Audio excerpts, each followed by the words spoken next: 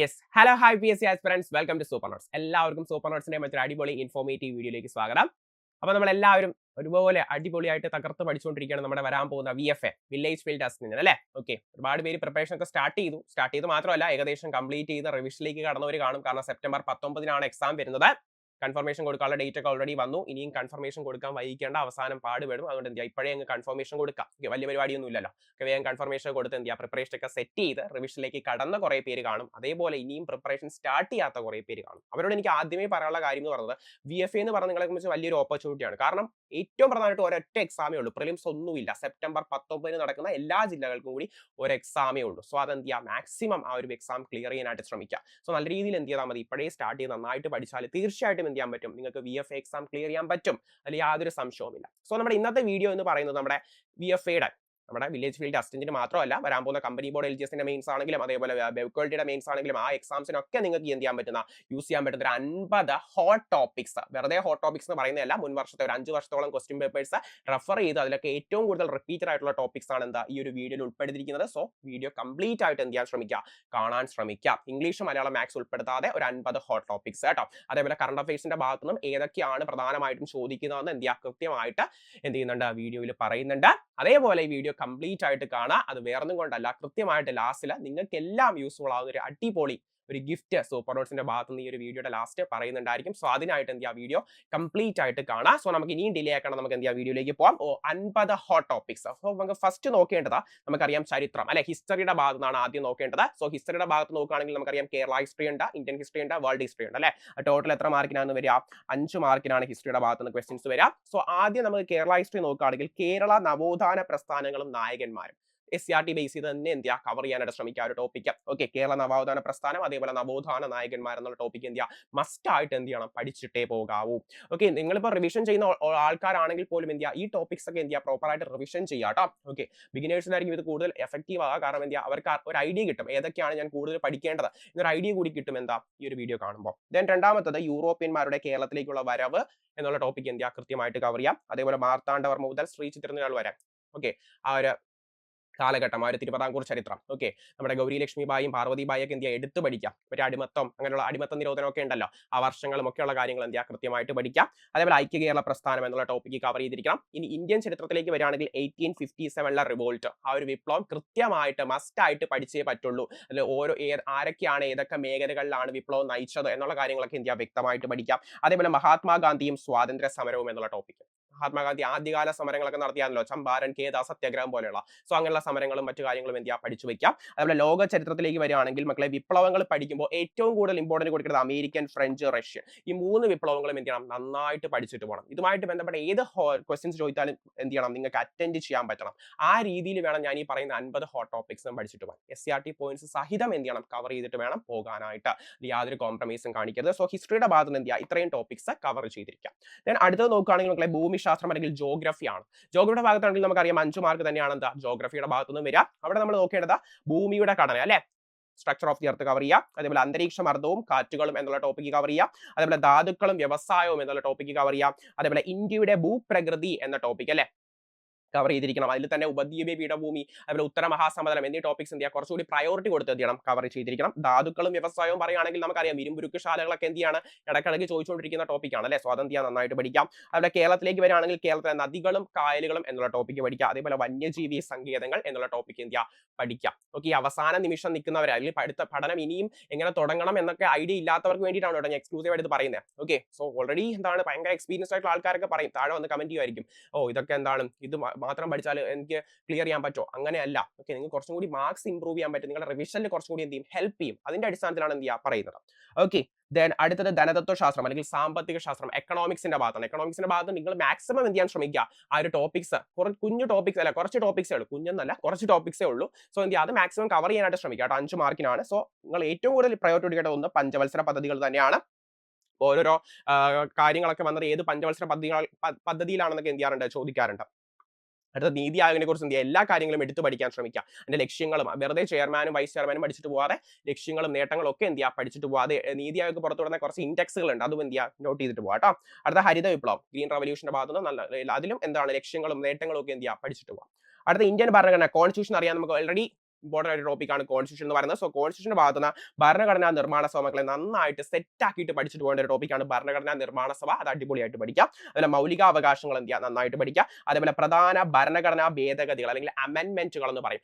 ആ ഒരു ഭരണഘടനാ ഭേദഗതികൾ പഠിക്കുമ്പോൾ നിങ്ങളുടെ സിലബസിൽ തന്നെ വ്യക്തമായിട്ട് PSC ബ്രാക്കറ്റ് ഇട്ട് കൊടുത്തിട്ടുണ്ട് ഏതൊക്കെ ഭരണഘടനാ ഭേദഗതികളാണ് ചോദിക്കുന്നത്. ഈ ഇടയ്ക്കുള്ള പരീക്ഷാ പേപ്പറുകളൊക്കെ നോക്കിയാൽ, ചോദ്യ പേപ്പർ നോക്കി അറിയാൻ പറ്റും. ആ ഭേദഗതികൾ തന്നെ എന്ത് ചെയ്യണം, അവർ മാച്ച് ദ ഫോളോയിങ് ആയിട്ടും സ്റ്റേറ്റ്മെന്റ് ആയിട്ടൊക്കെ എന്ത് ചെയ്യാണ് ചോദിച്ചുകൊണ്ടിരിക്കുകയാണ്. സോ ആ ബ്രാക്കറ്റിൽ കൊടുത്തിരിക്കുന്നത് അതായത് 42, 44 പോലുള്ള ഭേദഗതികളൊക്കെ എന്ത് ചെയ്യാം, മസ്റ്റ് ആയിട്ടും എന്ത് ചെയ്യണം, പഠിച്ചിട്ട് പോകണം. അതിൽ കോംപ്രമൈസിന് 1 മാർക്ക് തീർച്ചയായിട്ടും എന്ത് ചെയ്യാൻ പറ്റും, അവിടെ സ്കോർ ചെയ്യാൻ പറ്റും. അടുത്ത ഭരണഘടനാ സ്ഥാപനങ്ങൾ എന്ത് ചെയ്യുക, കൃത്യമായിട്ട് പഠിക്കാം. സോ ഇത്രയും ഭാഗം എക്കണോമിക്സിൽ നിന്നും കോൺസ്റ്റിറ്റ്യൂഷനിൽ നിന്നും എന്ത് ചെയ്യുക, കവർ ചെയ്തിട്ട് വേണം പോകാനായിട്ട്. അടുത്തതാ കേരളം ഭരണവും ഭരണ സംവിധാനങ്ങളുമാണ് കേട്ടോ. കേരളത്തിന്റെ ഭരണവും ഭരണ സംവിധാനങ്ങളും എന്ന ടോപ്പിക്കാണ്. അതിനകത്ത് ആദ്യം ദുരന്ത നിവാരണം. ഒരു ബിഗിനറിന് പോലും അറിയാൻ പറ്റും. ജസ്റ്റ് ക്വസ്റ്റ്യൻ പേപ്പർ എടുത്ത് നോക്കിയാൽ ദുരന്ത നിവാരണത്തിന് ഒരു ചോദ്യം എന്ത് ചെയ്യും, ഒന്നെങ്കിൽ സ്റ്റേറ്റ്മെന്റ് ആയിട്ട് അല്ലെങ്കിൽ ഒരു ഓൺ വേർഡ് ക്വസ്റ്റ്യൻ ആയിട്ട് എന്ത് ചെയ്യും, തീർച്ചയായിട്ടും എന്ത് ചെയ്യും, ചോദിക്കും. എന്താ ഡിസാസ്റ്റർ മാനേജ്മെന്റ് എന്ന ടോപ്പിക്കിൽ നിന്ന്. അതേപോലെ തണ്ണീർത്തട സംരക്ഷണം, അതേപോലെ കേരളത്തിലെ ക്ഷേമ പദ്ധതികൾ, ആരോഗ്യക്ഷേമ പദ്ധതികൾ മാത്രം പഠിക്കാതെ എല്ലാ രീതിയിലുള്ള പുതിയ പദ്ധതികളും ഒക്കെ എന്ത് ചെയ്യാൻ നോട്ട് ചെയ്തിട്ട് പോകാട്ടോ. സോ അപ്പൊ ഈ 3 ടോപ്പിക് എന്ത് ചെയ്യണം, കേരളം ഭരണവും ഭരണ സംവിധാനവും എന്ന ഭാഗത്ത് നിന്ന് പഠിക്കാം.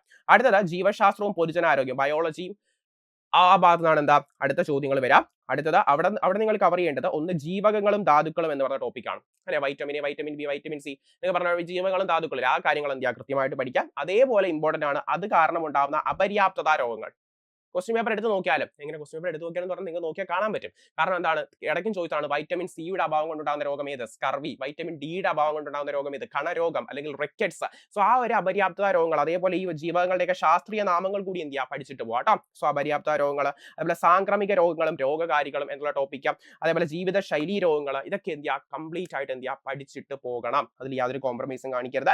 അടുത്ത ഭൗതിക ശാസ്ത്രം അല്ലെങ്കിൽ ഫിസിക്സിലേക്ക് വരികയാണെങ്കിൽ ലെൻസ, ദർപ്പണം, അതേപോലെ R=2S എന്ന് പറയുന്ന ഇക്വേഷൻ വെച്ച് ചെയ്യുന്ന കണക്കുകൾ അല്ലെ, സിമ്പിൾ ആയിട്ടുള്ള കണക്കാണ്, അല്ലെങ്കിൽ സിമ്പിൾ ആയിട്ടുള്ള ഇക്വേഷൻ ആണ്. സോ അത് വെച്ചുള്ള കണക്കുകൾ എന്ത് ചെയ്യാം, ഒന്ന് പ്രാക്ടീസ് ചെയ്തിട്ട് പോകാം, എളുപ്പത്തിൽ ചെയ്യാൻ പറ്റും. അടുത്ത ചലന നിയമങ്ങൾ, അതേപോലെ ഗുരുത്വാകർഷണം അല്ലെ, ഗ്രാവിറ്റിയുമായിട്ട് ബന്ധപ്പെട്ടും, അതേപോലെ ഈ ജിയുടെ വാല്യൂ, ജി എന്ന് പറഞ്ഞാൽ നമുക്കറിയാം 9.8 ആണ് വാല്യൂ. സോ അതിന്റെ എവിടെയൊക്കെ പോകുമ്പോൾ അല്ലെങ്കിൽ മുകളിലേക്ക് പോകുമ്പോഴോ പോൾസിലേക്ക് പോകുമ്പോഴൊക്കെയുള്ള ജിയുടെ വാല്യൂവിന്റെ വ്യത്യാസം എന്താണ്. സോ അങ്ങനെയുള്ള കാര്യങ്ങളൊക്കെ എന്ത് ചെയ്യാം, ഒന്ന് കവർ ചെയ്തിട്ട് പോവാം. അടുത്ത രസതന്ത്രം, കെമിസ്ട്രിയിലേക്ക് വരികയാണെങ്കിൽ ആറ്റം, തന്മാത്ര എന്ന ടോപ്പിക്ക് മസ്റ്റ് ആയിട്ട് പഠിക്കാം. അതുപോലെ ലോഹങ്ങളും ലോഹസങ്കരങ്ങളും എന്നുള്ള ടോപ്പിക്ക് പഠിക്കാം. ആസിഡ്, ആൽക്കലി, pH മൂല്യം എന്നീ ടോപ്പിക്സിനോടൊപ്പം ഒരു ടോപ്പിക് കൂടി ഞാൻ ആഡ് ചെയ്യാണ്. ആ ടോപ്പിക്ക് നമ്മുടെ വാതക നിയമങ്ങൾ എന്ന ടോപ്പിക് കൂടി പഠിച്ചിട്ട് പോകാം കേട്ടോ. വാതക നിയമങ്ങൾ, അതായത് നമ്മുടെ ചാൾസ് നിയമം, ബോയിൽ നിയമം, അങ്ങനെയുള്ള നിയമങ്ങളില്ലേ. സോ അതും അതിന്റെ ഗ്രാഫുകൾ കൂടി എന്ത് ചെയ്യുക, ഒന്ന് പരിശോധിച്ച് നോക്കുക കേട്ടോ. പരിശോധിച്ചല്ല, പഠിച്ചിട്ട് പോകാം. അതേപോലെ നമ്മുടെ കോൺസ്റ്റിറ്റ്യൂഷന്റെ ഭാഗത്താണെങ്കിൽ ലിസ്റ്റുകൾ കൂടി ഒന്ന് പഠിച്ചിട്ട് പോകണേ.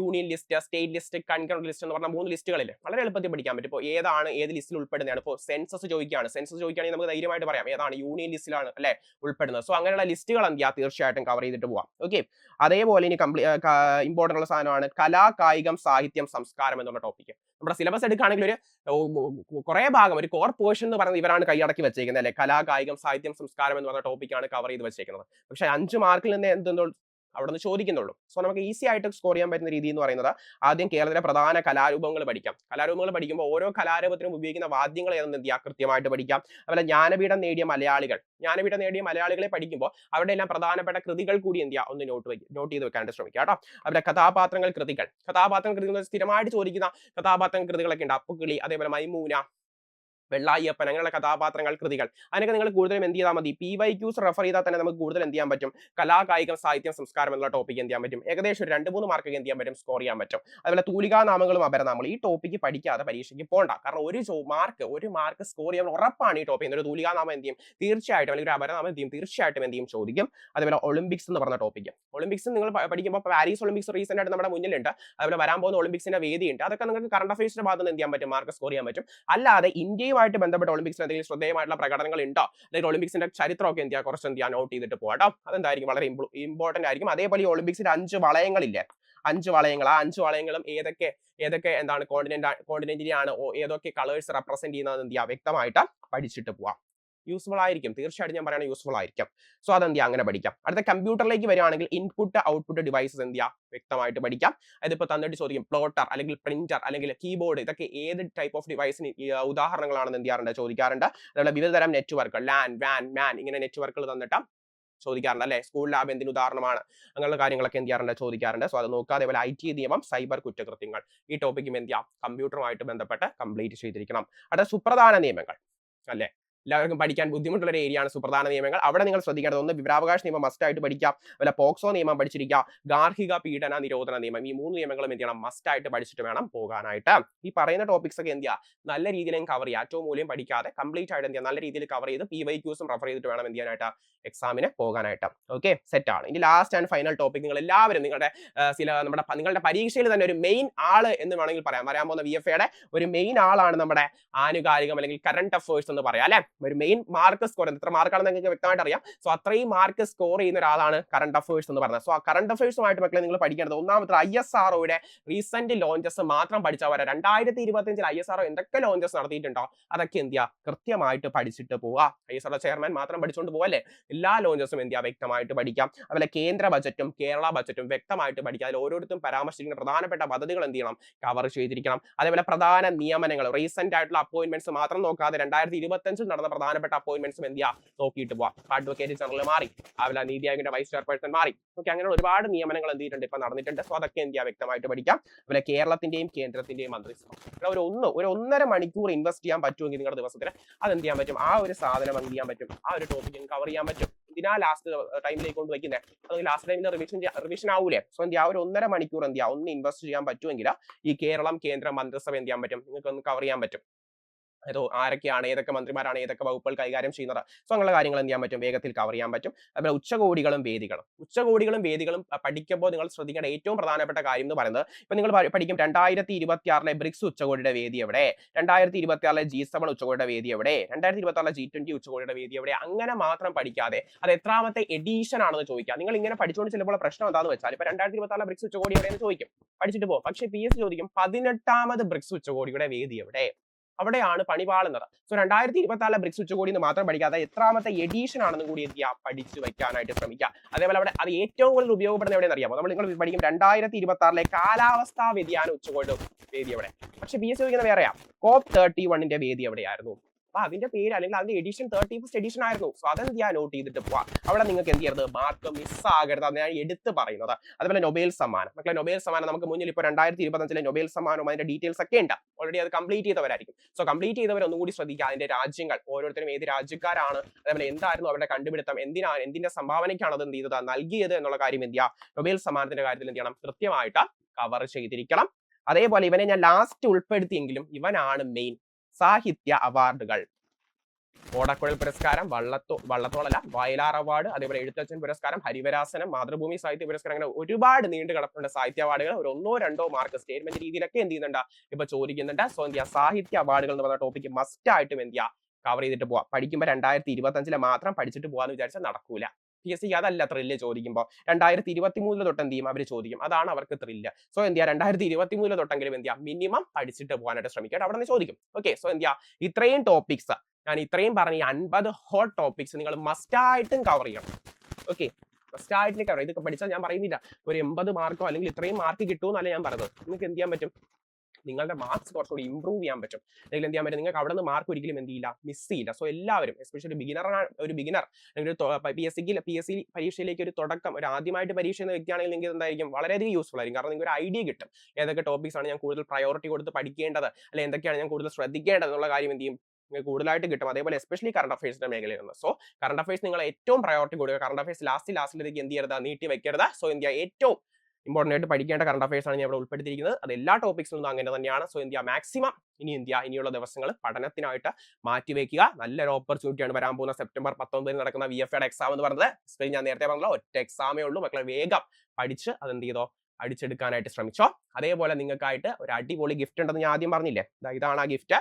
നമ്മുടെ ഫോക്കസ് 50 എന്ന് പറഞ്ഞ ഒരു നോട്ട് നമ്മുടെ റിസർച്ച് ടീം തയ്യാറായിക്കൊണ്ടിരിക്കുകയാണ്. കഴിഞ്ഞ 5 വർഷത്തെ 10th ലെവൽ പ്രിലിംസിന്റെ ക്വസ്റ്റ്യൻ പേപ്പേഴ്സ് അനലൈസ് ചെയ്തുകൊണ്ട് ഇനി വരാൻ പോകുന്ന പരീക്ഷകൾ ഏതൊക്കെ ടോപ്പിക്സ് ആയിരിക്കും ചോദിക്കുക, ആ ടോപ്പിക്സും അതിന്റെ കണക്റ്റഡ് ഫാക്ട്സും ഉൾപ്പെടുത്തിക്കൊണ്ട് ഒരു അടിപൊളി ഫോക്കസ് 50 എന്ന് പറഞ്ഞൊരു ടോപ്പിക്സ് അതിന്റെ ഒരു നോട്ട് നമ്മുടെ റിസർച്ച് ഡിപ്പാർട്ട്മെന്റ് തയ്യാറായിക്കൊണ്ടിരിക്കുകയാണ്. ഒരു 2-3 ദിവസത്തിനുള്ളിലൊക്കെ എന്ത് ചെയ്യും നമ്മുടെ ടെലഗ്രാമിൽ അപ്ലോഡ് ആവും. സോ നിങ്ങളുടെ വരാൻ പോകുന്ന കമ്പനി ബോർഡ് LGSനും അതേപോലെ ബെവ്കോ LDക്കും VFAയ്ക്കും ഒക്കെ യൂസ്ഫുൾ ആയ ഒരു നോട്ട് ആയിരിക്കും അത്. സോ അതിനായിട്ട് നമ്മുടെ സൂപ്പർ നോട്ട്സിന്റെ ടെലിഗ്രാം ചാനൽ എന്ത് ചെയ്യുക ഒന്ന് ഫോളോ ചെയ്ത് വെക്കുക. അതിന്റെ ലിങ്ക് ഞാൻ എന്ത് ചെയ്തിട്ടുണ്ടാകും ഈ വീഡിയോയുടെ താഴെ കമന്റിൽ പിൻ ചെയ്ത് വെച്ചിട്ടുണ്ട് കേട്ടോ.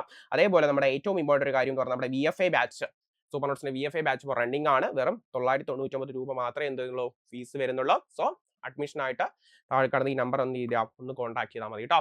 സോ എനിക്ക് ലാസ്റ്റ് ഒന്നുകൂടി പറയാനുള്ളത് എന്ത് ചെയ്യുക, പഠനം ഇനിയും പിന്നോട്ടാക്കരുത്. ധൈര്യമായിട്ട് എന്ത് ചെയ്തോ പഠിച്ചു തുടങ്ങിക്കോ. ഒറ്റ പരീക്ഷ ഉള്ളടാ. ഓക്കെ, കുറച്ച് ഒന്ന് ആത്മാർത്ഥമായിട്ട് ഒന്ന് ഹാർഡ് വർക്ക് എടുത്താൽ എന്ത് ചെയ്യാൻ പറ്റും, തീർച്ചയായിട്ടും ശ്രമിക്കുക. എല്ലാവരും ഈ എക്സാം വരുന്ന എല്ലാവരും എന്താണ് സാധാരണക്കാരാണ്. ഓക്കെ, ഭയങ്കര ബുദ്ധികളോ ഒന്നും അല്ല. സോ തീർച്ചയായിട്ടും എന്ത് ചെയ്യുക, പരിശ്രമിച്ചോ, തീർച്ചയായിട്ടും എന്ത് ചെയ്യാൻ പറ്റും, നിങ്ങൾക്ക് ആ ഒരു ജോലി കിട്ടും. സോ അപ്പോൾ ഇതേപോലെ ഒരു ഇൻഫോർമേറ്റീവ് വീഡിയോ ആയിട്ട് വീണ്ടും കാണാം. ബൈ.